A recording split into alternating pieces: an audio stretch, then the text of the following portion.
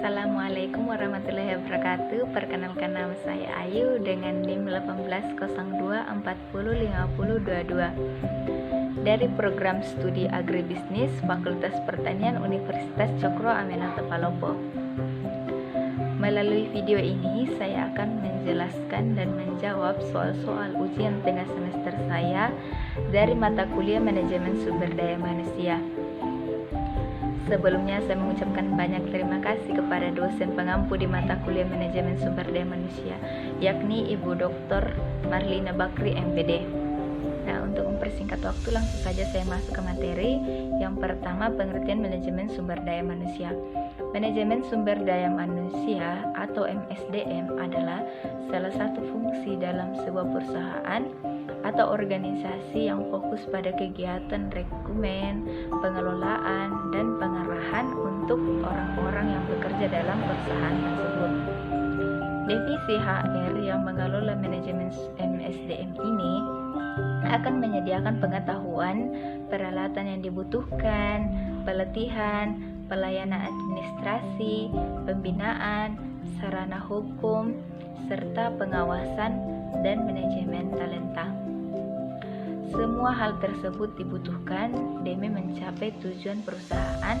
Selain itu, divisi ini memiliki tugas dan tanggung jawab untuk mengembangkan perusahaan dengan menerapkan seluruh nilai dan budaya perusahaan. Mereka juga bertanggung jawab untuk memastikan perusahaan ini memiliki tim yang solid dan mengilhami pemberdayaan karyawan. Jadi nomor 2, perencanaan sumber daya manusia. Perencanaan sumber daya manusia adalah proses dan identifikasi yang dilakukan oleh organisasi terhadap kebutuhan sumber daya manusia, sehingga organisasi tersebut dapat menentukan langkah yang harus diambil guna mencapai tujuannya. Selain itu, pentingnya diadakan perencanaan sumber daya manusia ialah setiap organisasi akan memiliki gambaran tentang masa depan serta mampu mengantisipasi kekurangan kualitas tenaga kerja yang diperlukan. Secara garis besar, proses perencanaan SDM terdiri dari 3 tahapan penting. Nah, tahapan pertama, peramalan terkait penambahan atau pengurangan tenaga kerja.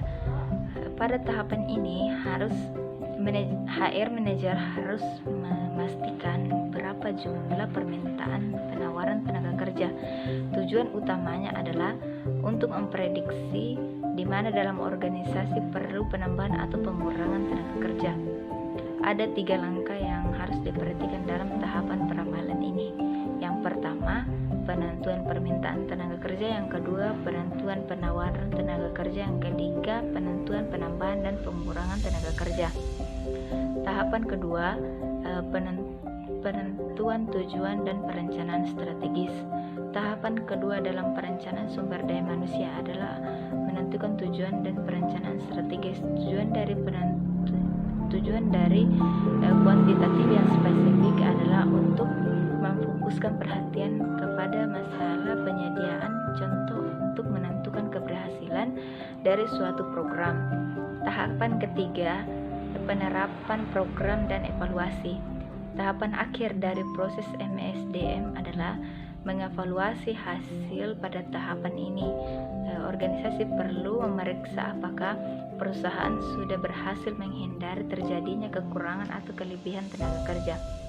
Pentingnya juga bagi organisasi untuk melihat komponen yang spesifik dari perencanaan MSDM yang berkontribusi dalam keberhasilan atau kegagalannya. Tujuan dari perencanaan. Setiap perencanaan organisasi mencapai tujuan perlu perencanaan yang matang sesuai dengan tujuannya. Tujuan perencanaan. Setiap kegiatan organisasi dalam mencapai tujuan perlu perencanaan yang matang sesuai dengan tujuannya. Menurut Albert Szilalahi tahun 1987 menjelaskan bahwa tujuan perencanaan terdapat beberapa bagian. Yang pertama, perencanaan adalah jalan atau cara untuk mengantisipasi merekam perubahan. Yang kedua, perencanaan memberikan pengarahan kepada administrator maupun non-administrator. Yang ketiga, perencanaan juga dapat menghindari atau setidaknya memperkecil tumpah tindih dan pemborosan dilaksanakan aktivitas-aktivitas. Yang keempat, perencanaan menentukan tujuan, standar-standar yang akan digunakan untuk memudahkan pengawasan. Selanjutnya nomor tiga adalah fungsi-fungsi perencanaan atau planning. Ada beberapa bagian fungsi-fungsi dari planning itu sendiri. Yang pertama, menentukan titik tolak dan tujuan usaha.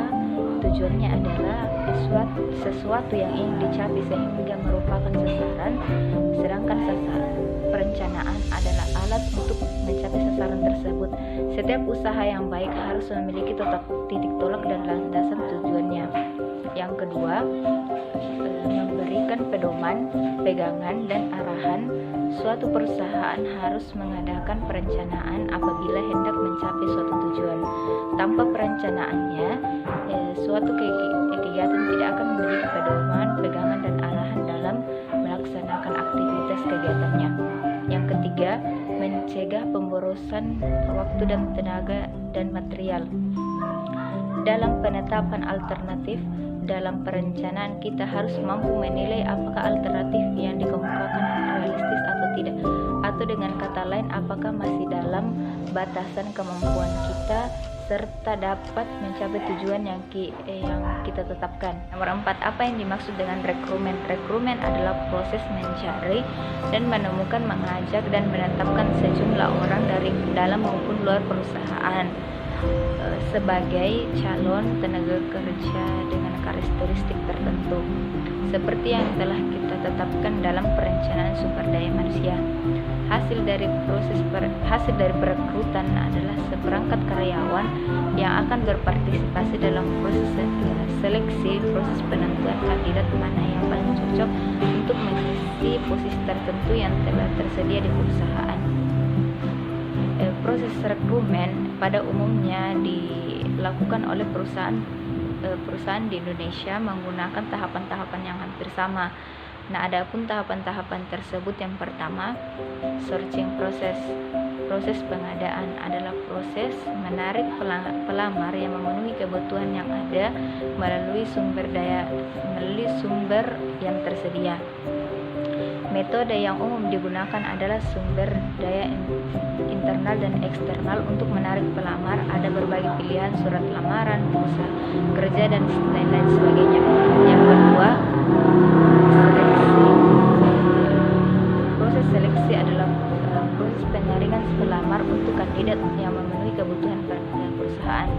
Berikut ada beberapa proses seleksi. Yang pertama, psikometri atau tes psikologi.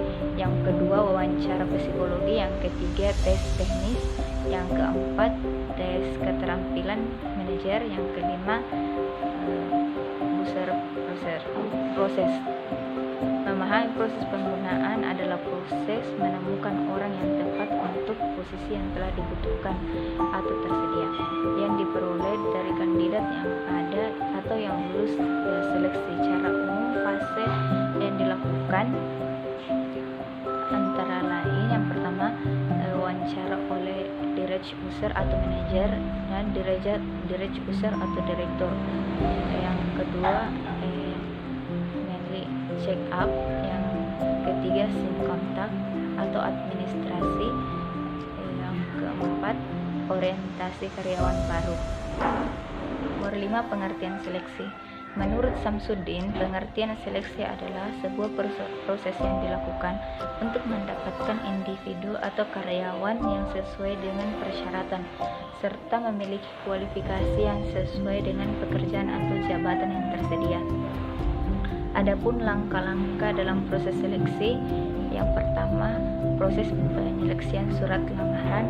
Penyeleksian surat lamaran ini bertujuan untuk memilih surat lamaran serta mengelompokkan berdasarkan surat lamaran yang memenuhi persyaratan serta surat lamaran yang tidak memenuhi persyaratan. Yang kedua, mengisi belangko lamaran. Setiap pelamar yang memenuhi persyaratan dan dipanggil, maka harus mengisi formulir dan belangko atau pelangko lamaran yang telah disediakan perusahaan. Yang ketiga, memeriksa referensi pelamar. Pada proses ini, maka perusahaan akan meneliti siapa referensi pelamar yang dapat dipercaya atau tidak untuk memberikan pengetahuan sikap, perilaku dan pengalaman kerja dan beberapa perihal penting dalam pelamar. Yang keempat, wawancara pendahuluan. Wawancara pendahuluan ini biasanya dilakukan oleh tim penyeleksi perusahaan dengan mengadakan wawancara yang formal dan secara mendalam. Nomor 6, placement, induksi dan orientasi. Yang pertama, penempatan karyawan atau placement.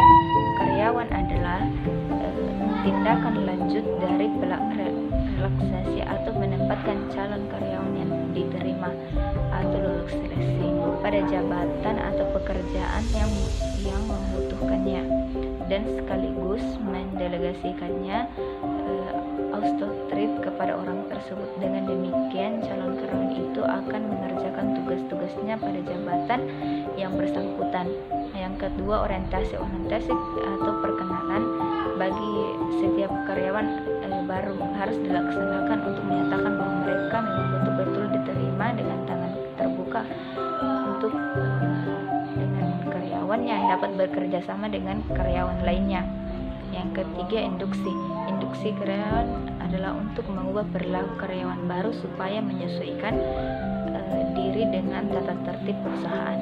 Induksi pada dasarnya merupakan tugas dari atasan langsung karyawan bersangkutan sehingga karyawan baru menyadari bahwa dia harus menaati peraturan perusahaan dan mengerjakan tugas-tugasnya dengan baik. Nomor 7, pegawai sebagai aset berharga perusahaan. Karyawan adalah salah satu aset terpenting bagi perusahaan dengan keputusan dari karyawan terhadap perusahaan tidak menutup kemungkinan bagi karyawan untuk memberikan terbaik bagi perusahaan.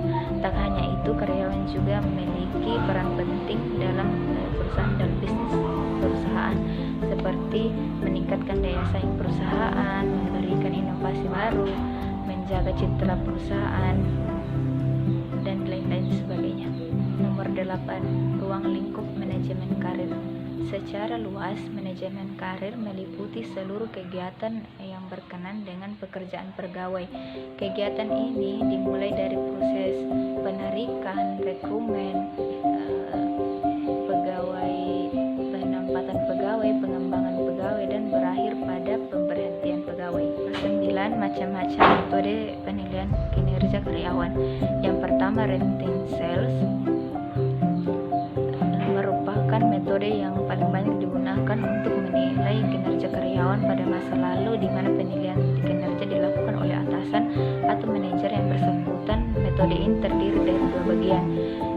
Satu bagian daftar karakteristik bidang atau perilaku yang akan dinilai, dan dalam skala penilaian metode meliputi faktor kejujuran, kerajinan, ketekunan, sikap, kerjasama, kepemimpinan, kecermatan, dan kesetiaan dan kerapian.